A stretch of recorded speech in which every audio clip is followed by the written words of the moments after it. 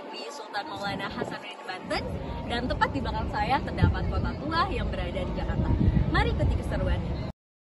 Saya tepat berada di depan Museum Fathahillah yang berada di Kota Tua, Jakarta. Museum Fathahillah ini bernama resmi Museum Sejarah Jakarta yang terletak di Jalan Taman Fathahillah nomor 1 yang berada di Jakarta Barat. Nah, Museum Fathahillah dulunya juga merupakan gedung Balai Kota Batavia.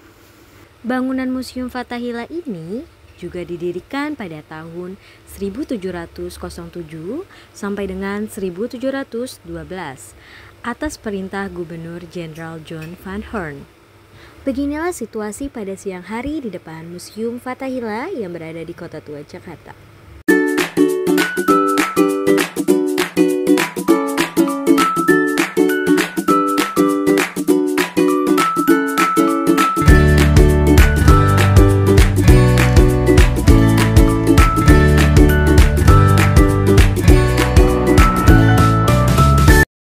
Baik, langsung saja kita masuk ke sejarahnya.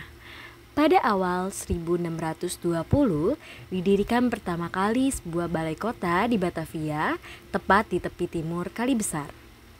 Bangunan ini bertahan selama 6 tahun sebelum akhirnya dibongkar demi melawan serangan dari pasukan Sultan Agung pada tahun 1626. Untuk menggantikannya, pada tahun 1627 dibangunlah kembali balai kota ini atas perintah Gubernur Jenderal Jan Pieterszoon Koen. Tahun 1628, kondisi balai kota sudah memburuk akibat ketidakseimbangan tanah di Batavia serta beratnya bangunan membuat gedung ini perlahan-lahan turun dari permukaan tanah. Lalu diputuskan pada tahun 1797 atas perintah Gubernur Jenderal John Van Horn, gedung ini dibongkar dan dibangun ulang. Peresmian balai kota ketiga pun dilaksanakan pada 10 Juli 1710. Selama 2 abad, bangunan ini dijadikan kantor administrasi kota Batavia.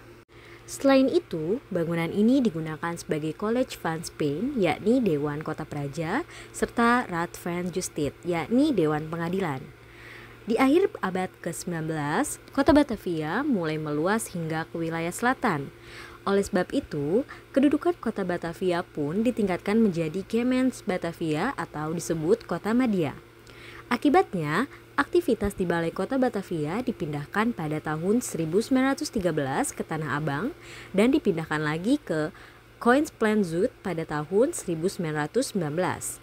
Pada tahun 1942, masa pendudukan Jepang, gedung ini digunakan sebagai kantor pengumpulan logistik dari Nippon atau Kekaisaran Jepang. Kemudian, setelah Indonesia merdeka, bangunan ini digunakan sebagai kantor pemerintah Provinsi Jawa Barat. Sampai tahun 1961 sempat digunakan sebagai kantor Komandon Militer Kota 1 dan kemudian digunakan sebagai kantor pemerintah Provinsi DKI Jakarta. Tahun 1970, bekas bangunan Balai Kota Batavia ini ditetapkan sebagai bangunan cagar budaya. Pada tanggal 30 Maret 1974, Gubernur DKI Jakarta yakni Ali Sodikin merenovasi ulang gedung tersebut dan diresmikan sebagai Museum Sejarah Jakarta. Di dalam Museum Sejarah Jakarta dapat kita temui objek-objek seperti perjalanan sejarah Jakarta, replika peninggalan masa Tarumanega dan Pajajaran, hasil penggalian arkeologi di Jakarta, mebel antik mulai dari abad 17 sampai dengan 19, dan yang terakhir ada keramik, gerabah, dan batu prasasti. Pameran koleksi di museum ini juga didukung secara grafis dengan menggunakan foto, sketsa, gambar, peta maupun label deskripsi supaya lebih mudah dipahami. Sedikitnya ada 23.500 koleksi barang baik dalam bentuk benda asli maupun replika yang bisa kita lihat di sana.